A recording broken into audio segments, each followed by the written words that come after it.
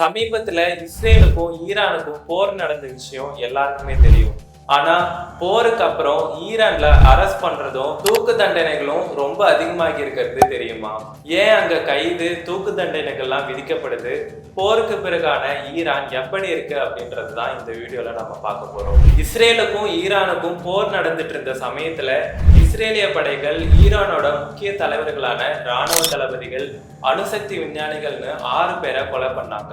எப்படி இவங்க எல்லாரும் கொலை செய்யப்பட்டாங்க அப்படிங்கிற விசாரணையை தீவிரப்படுத்தினப்போதான் இஸ்ரேலை சேர்ந்த பல உளவாளிகள் ஈரானோட அரசு பதவிகள் முதற்கொண்டு சின்ன சின்ன இடங்கள்லயும் இருந்ததை கண்டுபிடிச்சிருக்காங்க. முன் எப்பவும் இல்லாத அளவுக்கு இஸ்ரேலிய உளவாளிகள் ஈரானுக்குள்ள புகுந்திருக்கிறதும், அதுவும் குறிப்பா ஈரானோட உளவு அமைப்புக்குள்ளேயே அவங்க இருந்திருக்காங்கன்றதும் கண்டுபிடிக்கப்பட்டிருக்கு.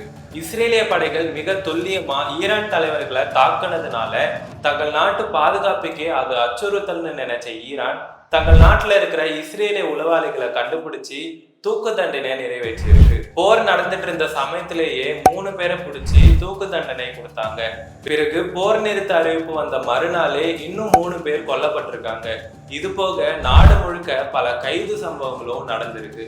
ஒரு பக்கம் நாட்டோட பாதுகாப்புக்காக தான் ஈரான் அரசு இப்படி செய்துன்னு சொல்லப்பட்டாலும், இன்னொரு பக்கம் தங்கள் அரசியல் லாபத்துக்காக இந்த சந்தர்ப்பத்தை பயன்படுத்தி ஈரான் அரசுக்கு எதிரான மக்களை கைது செஞ்சு தூக்கு தண்டனை நிறைவேற்றப்படுதுன்னு குற்றம் சாட்டப்படுது. ஈரான் மக்கள் அரசுக்கு எதிராக செயல்படுறத தடுக்கவும், மக்களை தங்கள் கட்டுப்பாட்டுக்குள்ள வச்சுக்கவும் தான் இதை யூஸ் பண்ணிக்கிறதா அந்த நாட்டு மனித உரிமைகள் அமைப்புகள் குற்றம் சாட்டுறாங்க.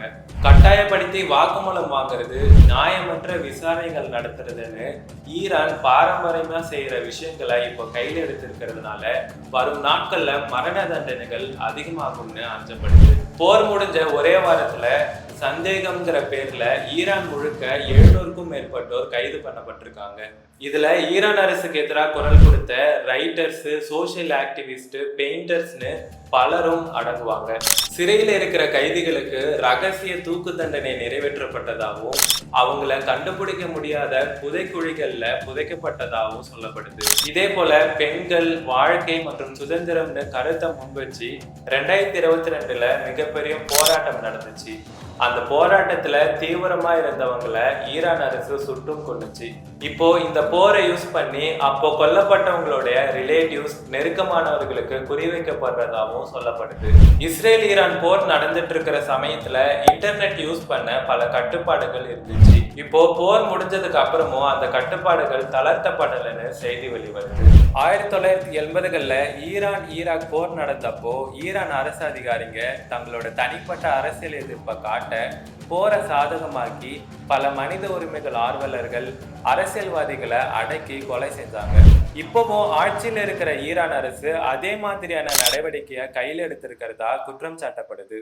இதனால ஈரான்ல பலர் உயிரிழக்க வாய்ப்பு இருக்குன்னு அந்த நாட்டு மக்கள் அச்சம் தெரிவிக்கிறாங்க. இந்த விவகாரம் பத்தின உங்க கருத்தை கமெண்ட்ல சொல்லுங்க.